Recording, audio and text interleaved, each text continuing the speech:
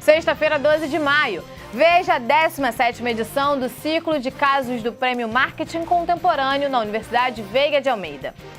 Uma parceria entre o Exército Brasileiro e a tropa americana.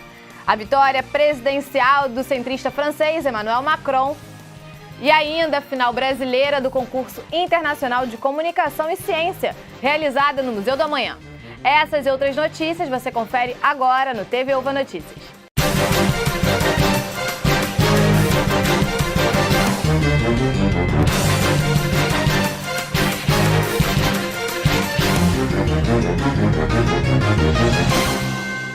A Universidade Veiga de Almeida recebeu essa semana a 17ª edição do ciclo de casos do Prêmio Marketing Contemporâneo.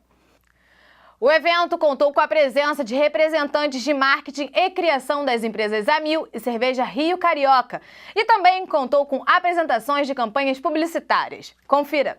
O Escola do Colégio QI recebeu nesta terça-feira a 17ª edição do ciclo de casos do Prêmio de Marketing Contemporâneo.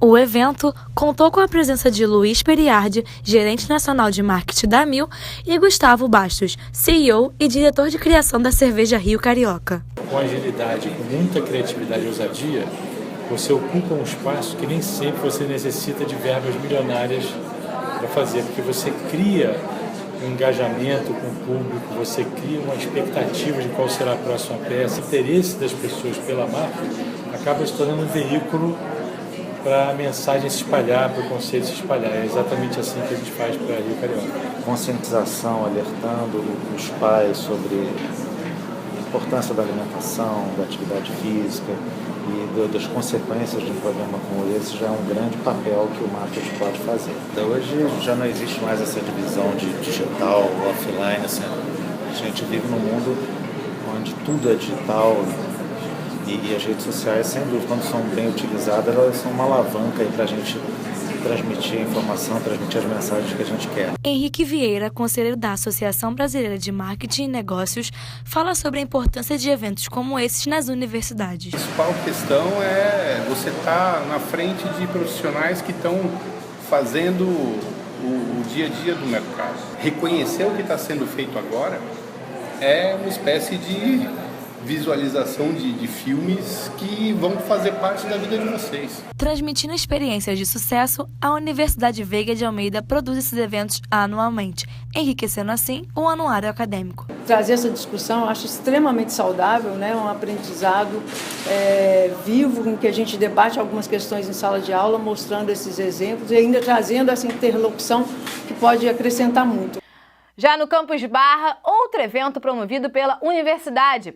A 13ª edição do movimento a favor da luta antimanicomial teve como objetivo levantar novas discussões sobre os portadores de transtornos mentais. Nesta quarta-feira, o Campus Barra recebeu a 13ª edição da luta antimanicomial inconsciente a céu aberto. O movimento tem como objetivo derrubar velhos estereótipos sobre portadores de sofrimento mental.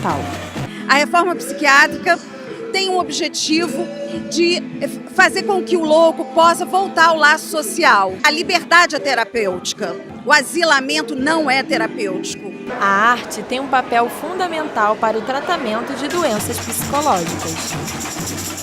Sou artista plástico, eu fiz o 2º grau profissionalizante em desenho mecânico.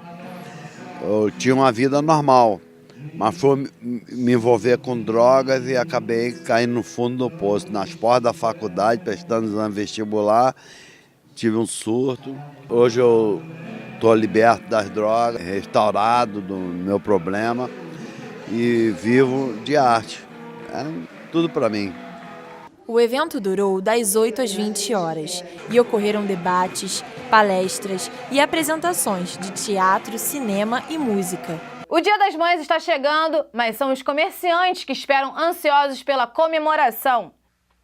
A data é a 2ª maior do segmento, perdendo apenas para o Natal. A expectativa é presentear muitas mamães nesse domingo e já impulsionar as vendas para o próximo semestre. A procura por presente dos mais diversos segmentos já começou.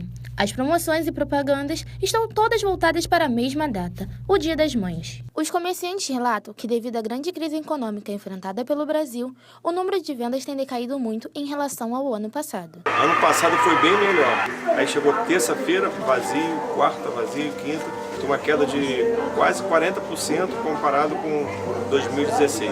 Crise sempre houve, né? Mas acredito mais por conta disso. Crise com certeza é fundamental. Falta de dinheiro, o pessoal no Rio de Janeiro quase ninguém recebeu pagamento. Então, sem pagamento, vem para a rua para poder consumir. Elas caíram muito em relação ao ano passado, inclusive acredito no estado do Rio, porque o desemprego e a crise, né, não estão deixando as pessoas consumirem. Apesar da data ser a segunda mais importante do setor comercial, as lojas não devem atrair tantos clientes esse ano. Uma pesquisa feita pelo Centro de Estudos do Clube dos Diretores Lojistas do Rio de Janeiro mostrou que as expectativas no aumento das vendas de 2013 eram de apenas 8%. Já em 2014, o número ficou em 3,2%. E em 2015, os lojistas esperavam vender apenas 0,5% a mais. No ano passado, a expectativa foi de apenas 2%, que 71% dos empresários estimam vender apenas 1% a mais na data comemorativa. Segundo Aldo Gomes, presidente da Câmara de Dirigentes Lojistas, o pessimismo do setor é visível. No ano passado, todas as datas comemorativas do comércio, do Dia das Mães, Dia dos Pais, Dia das Crianças, dos namorados, Páscoa, etc., foram todos negativos. Foi um ano difícil para a economia, o ano 2016. No ano 2017 a economia ainda não deslanchou ainda, embora haja uma certa esperança que isso possa acontecer, talvez no segundo semestre, mas por enquanto está ruim. Nas ruas, a variedade de produtos disponíveis à venda é cada vez maior. A flexibilidade de pagamento e a facilidade de negociação são uma das tentativas para atrair o consumidor. A Agência Nacional de Petróleo anunciou recentemente uma mudança no cálculo de royalties do combustível. A partir de janeiro do ano que vem, o preço vai ser definido por um valor médio de 4 tipos cotados no exterior. Com essa medida, a arrecadação do Rio de Janeiro pode diminuir. Entenda na reportagem. No começo deste mês, a União publicou no Diário Oficial que a Agência Nacional de Petróleo, a ANP, vai mudar o cálculo do preço do petróleo. Atualmente, este cálculo é feito pelo preço do valor de mercado internacional ou de venda, valendo-se do maior.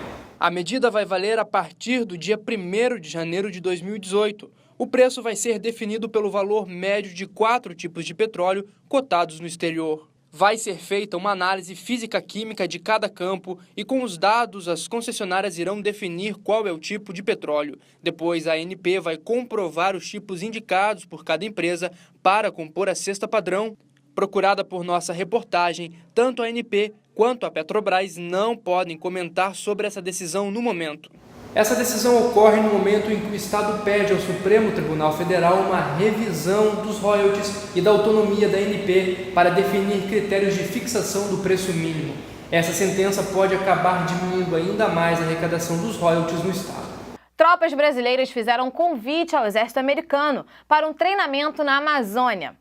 A operação chamada América Unida vai acontecer em novembro e os militares estarão na fronteira do Brasil com Peru e Colômbia.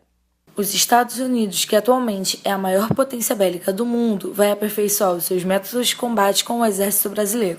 Mas será que essa parceria agrada aos cidadãos brasileiros?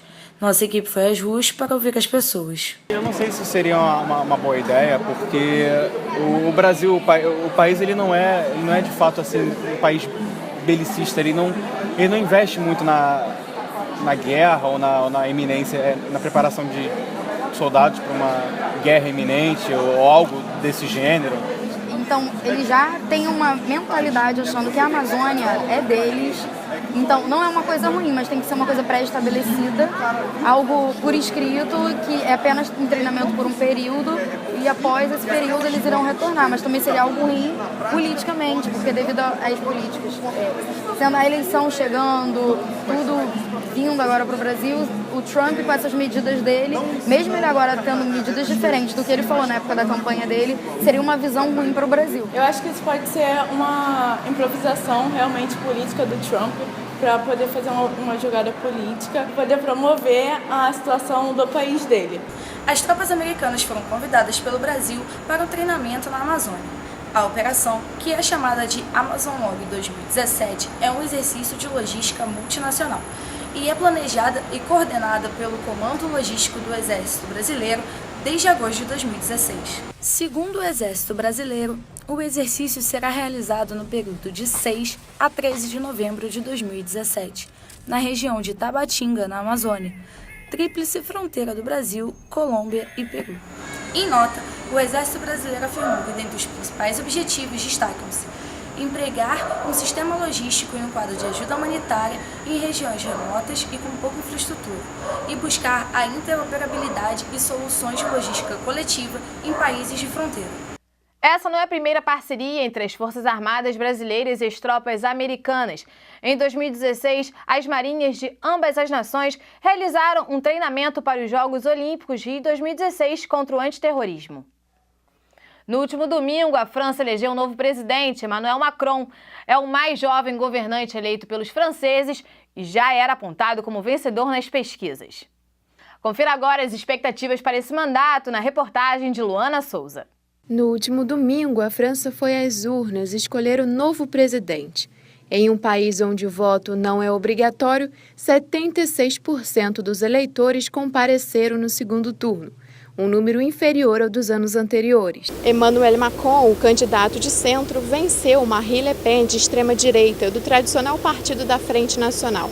Macron fez 66% dos votos, enquanto Le Pen, 34%. Com um discurso de derrota antes mesmo da confirmação do resultado, Marine Le Pen agradeceu aos eleitores e disse que sai vitoriosa dessa eleição. Com 39 anos, Macron é o presidente mais jovem da história da França. Ele foi ministro da Economia do atual governo de François Hollande e, ano passado, criou o movimento Em Marche para se lançar como candidato. É uma ótima vitória porque ele é um homem jovem e muito dinâmico, então os franceses parecem estar felizes e confiantes com o resultado.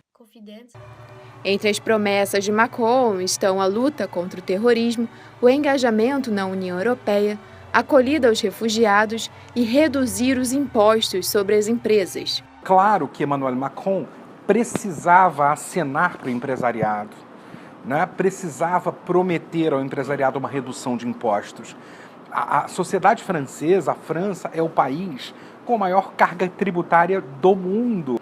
Quanto ao combate ao terrorismo, a mesma coisa, né? Como é que você pode prometer que depois da sua eleição você vai intensificar o combate ao terrorismo? De qual terrorismo se está falando? Porque se a gente se refere ao terrorismo dos dias de hoje, ele é imprevisível. A questão dos refugiados na França é uma questão muito sensível, cada vez mais complicada.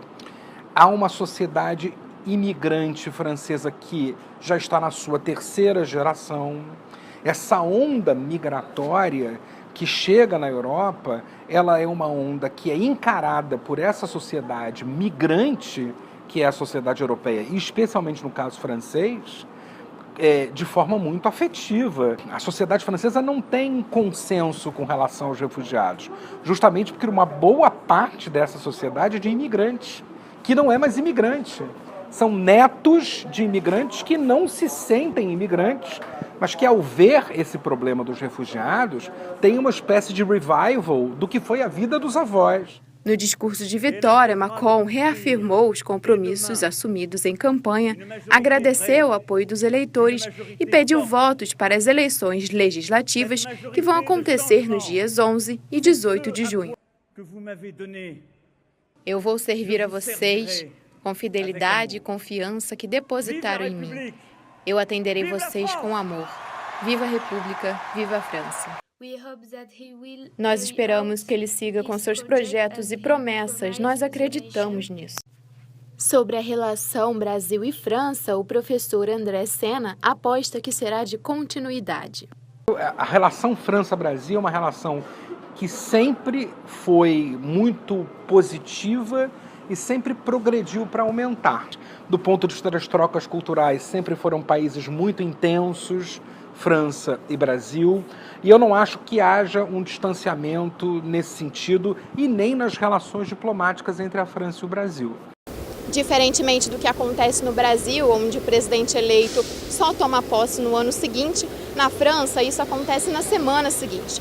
Sendo assim, Emmanuel Macron se muda para o Palácio do Élysée no próximo domingo, dia 14, e tem 5 anos de mandato para comandar a França. Essa foi a primeira vez que os dois principais partidos franceses, o socialista e o republicano, não ficaram na final das eleições. Já nos Estados Unidos, Trump decide encerrar o programa de nutrição escolar que foi iniciado por Michelle Obama. Para o secretário de Agricultura do governo, a comida integral não atrai as crianças. O objetivo é acabar com desperdícios nos refeitórios e dar mais flexibilidade aos menus escolares. O governo do presidente dos Estados Unidos, Donald Trump, suspendeu o programa contra a obesidade infantil iniciado pela ex-primeira-dama Michelle Obama. O programa fazia com que escolas adotassem melhores medidas nutricionais em troca de subsídios do governo no contexto de uma lei aprovada em 2012. Essa iniciativa era considerada crucial na luta contra a obesidade infantil e implementava nas escolas um cardápio mais saudável, com comida integral, fruta, verduras frescas a milhões de crianças, além de limitar a quantidade de sódio e eliminar as gorduras saturadas dos cardápios. A nutricionista Glaucia Houston destaca a importância de uma alimentação saudável na infância. Então, o ambiente escolar é que acaba formando o hábito alimentar da criança. Então, o que é oferecido na escola, a criança pega como hábito e leva aquilo para a adolescência e para a vida adulta.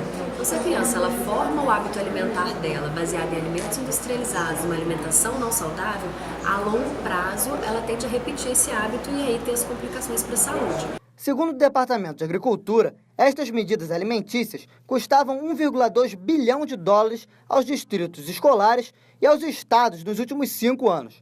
Para Sônia Pardoe, novo secretário de Agricultura, as mudanças propostas pela administração republicana dará mais flexibilidade às escolas e evitará que as crianças joguem no lixo alimentos menos apetitosos servidos no programa de saúde pública. Segundo o Centro de Prevenção e Controle de Doenças, o país tem 1 a cada 6 jovens de 2 a 19 anos lutando contra a obesidade ou sobrepeso devido à ingestão de fast food e bebidas doces. Outra decisão foi tomada pelo polêmico presidente estadunidense. A definição do limite ao sódio que está nos cardápios escolares foi adiada para 2020. Vale lembrar que 1 em cada 6 americanos da faixa etária de 2 a 19 anos possuem sobrepeso ou obesidade. Fertilizar cerveja com urina humana. Pode parecer estranho, mas a ideia é inusitada e está sendo desenvolvida na Dinamarca. O projeto dos executivos é desenvolver um produto mais orgânico e, segundo eles, a invenção estará em alta nos próximos anos. Novidade na indústria da cevada. Uma cervejaria dinamarquesa está reciclando 50 mil litros de urina humana de um festival para a produção da bebida. O nome da cerveja é Pilsner, mas calma, ela não contém necessariamente xixi. Na verdade, é feita a partir de cevada fertilizada com urina humana, em vez de esterco ou adubo industrializado. A ideia deles é fazer cervejas orgânicas, ou seja, cervejas completamente feitas desde o cultivo da cevada, das matérias-primas, sem o uso de agrotóxicos, sem o uso de fertilizantes químicos. Então, a urina humana contém ureia, que é uma substância que existe, que tem um grupamento que tem nitrogênio. E o nitrogênio é absolutamente fundamental para o crescimento das plantas. Viemos até um barzinho muito frequentado por estudantes universitários para saber se eles topariam experimentar e o que eles acham dessa novidade. A comida também é fertilizada com produto químico muito pior do que urina. A água que a gente bebe tem traços tanto de urina como de fezes. A maioria não liga. Então eu acho que no processo de fertilização não vai influenciar tanto assim no resultado final. Não vejo por que adubar com urina sendo ácida. O professor de biologia Marcos Rocha explica mais sobre o processo da plantação da cevada. Quando a planta absorve, ela absorve isso em níveis muito pequenos, né? Em concentrações muito pequenas. Você não está falando, não vai absorver uma bactéria, por exemplo, né? Você está falando de nutriente mineral, falando de um íon, de coisas muito, muito pequenas. Que esse material vai se decompor no solo e a planta vai reabsorver. Então não tem como dizer, esse nutriente veio. Isso podia estar presente no próprio solo e ninguém ia associar isso à presença ou não de urina. Se eu não uso fertilizante a partir de fezes animais, de gado, então é a mesma coisa. Você mistura aquilo no solo, você não pega resto de comida e coloca no solo e faz uma compostagem, ou seja, também é resto de alguma forma, né? Afinal, não importa como a serra é produzida, o que importa é ser saborosa e proporcionar bons momentos com os amigos. O Museu do Amanhã sediou na última sexta-feira a final da etapa brasileira do Concurso Internacional de Comunicação e Ciência, o FEMILAB. O objetivo da disputa é fazer com que os competidores consigam explicar em 3 minutos um conceito científico simples de forma atraente para o público leigo. Confira o vencedor na reportagem de Karine Santos. Você conseguiria explicar um conceito científico em 3 minutos? Olha, eu acho que não, mas assim, seria bem interessante. 3 minutos, não, assim, sem pensar, sem trabalhar, sem formatar tudinho, assim, de uma forma que as pessoas consigam realmente entender, assim, de supetão, eu acho que não. Essa é a proposta do FEMILAB, Concurso Internacional de Comunicação e Ciência. Nele, os competidores têm apenas 3 minutos para apresentar um tema científico de forma compreensível ao público leigo. A final da etapa brasileira aconteceu aqui, no Museu do Amanhã. Ao todo, 11 cientistas fizeram apresentações sobre objetos de pesquisas, buscando conquistar o público e atingir os critérios de avaliação do concurso. Os critérios estabelecidos pelos organizadores eram 3, conteúdo, clareza e carisma. Então, os jurados tinham de atribuir notas de 1 a 5, somando com a pontuação dada por cada um dos jurados. Então, é assim que foi feita a escolha do vencedor, no caso. O vencedor da etapa brasileira foi o engenheiro civil Felipe da Costa, com enfoque em materiais de construção que causam menos impacto no meio ambiente. Ele destaca a importância de eventos como esse para pesquisadores e cientistas. Antes de ser engenheiro, eu também sou pesquisador. E uma coisa que eu pinto levantar a bandeira é que nós pesquisadores, nós cientistas, nós devemos criar o hábito de comunicar, de divulgar as nossas pesquisas, as nossas descobertas, porque a partir dessa divulgação é que a gente vai conseguir levantar, trazer a real importância do investimento em ciência para a população de uma maneira geral. Felipe da Costa agora vai representar o Brasil no FEMILAB Internacional durante o aclamado Festival de Ciência de Cheltenham, na Inglaterra. As próximas etapas vão acontecer de 6 a 11 de junho e nomearão o campeão mundial da disputa. E para finalizar essa edição e entrar no clima de Dia das Mães, vamos conferir na reportagem a seguir a rotina de mães, que apesar de corrida, são atletas e arrumam um tempinho para manter a vida e o corpo saudáveis junto de seus filhos. Jussiele e Daiane são amigas e jogam futebol juntas. As duas são mães, mas nem por isso largaram o esporte que tanto amam. Jussiele é mãe de Ike Fabiano, de 2 anos e 5 meses. Já Daiane tem o filho Rafael, de apenas 1 ano e 11 meses. As duas contam como fazem para conciliar o esporte com a vida materna. Eu ainda tenho a ajuda da minha mãe e do meu pai, que pode ficar com meu filho para me dedicar mais ao esporte. E também quando eu chego eu tenho um pouco de tempo ainda para dar atenção a ele. Também tenho o apoio do meu marido, né? Na semana ele trabalha, aí sábado ele está de folga e ele pelo menos fica, me apoia muito. Sempre me incentivou e até hoje. Muita gente acha que por ser mãe a gente tem que largar o futebol. Mas claro que não, a gente sempre tem que arrumar um tempo no futebol, mesmo que não tenha aquele tempo focado que você ama de futebol, mas se arrumar um tempo, também ter um tempo pro teu filho. Mas muita gente não vê isso, só vê tipo, tive filho agora, vai atrapalhar meu futebol. Não, o filho não atrapalha nada. Além de ele estar na sua vida, ele vem para alegrar e te ajudar mais ainda. Elas treinam durante 9 meses. Quando a criança nasce, elas se acostumam a driblar os brinquedos espalhados por toda a casa. É uma verdadeira maratona todos os dias. Tem que ter disposição para ser mãe. Ex-atleta e hoje como treinadora, Marta Santos, mais conhecida como Martinha, vê suas filhas Gabriela, de 24 anos, e Ana Carolina, de 19, seguirem os passos do esporte. Tenho a Gabriela, né, e tenho a Ana Carolina. As duas são ligadas ao esporte. Eu nunca coloquei para minhas filhas assim, você tem que fazer atletismo porque eu fui atleta. Foi assim, foi uma escolha dela. Tanto que a Gabriela foi jogadora de basquete. né, eu nunca interferi. Sempre que eu tive algum problema, assim, às vezes a nível psicológico, de medos ou de fraqueza, alguma coisa assim, eu sempre lembro da minha mãe, porque ela é meu maior ídolo no esporte. O sonho da minha mãe era ter uma medalha olímpica. Então, se eu conseguir realizar esse sonho para ela, para mim vai ser ótimo. Óbvio que também é meu sonho ganhar uma medalha olímpica. Mas assim, só ganhar uma medalha olímpica e dar para ela uma medalha olímpica seria muito melhor do que ganhar. Eu daria de presente para ela a medalha, sei lá, acho que eu botaria no quadro assim, falar assim, que essa é 100% dela, assim. É minha porque eu conquistei, mas eu estou dando 100% para ela, porque foi esforço meu, mas se ela não estivesse ali, eu não teria chegado lá. A maternidade, muitas vezes, não é o apito final na carreira dessas atletas. Ter filho nunca foi impedimento para elas. Atletas ou não, a equipe do TV Uva Notícias deseja um feliz Dia das Mães para todas. E o TV Uva Notícias de hoje fica por aqui. Você pode conferir nossas edições anteriores ou conhecer outros programas acessando o nosso site. Acompanhe também as nossas redes sociais. Nós voltamos na próxima sexta-feira com outras informações. Um bom fim de semana a todos e nos vemos na próxima edição.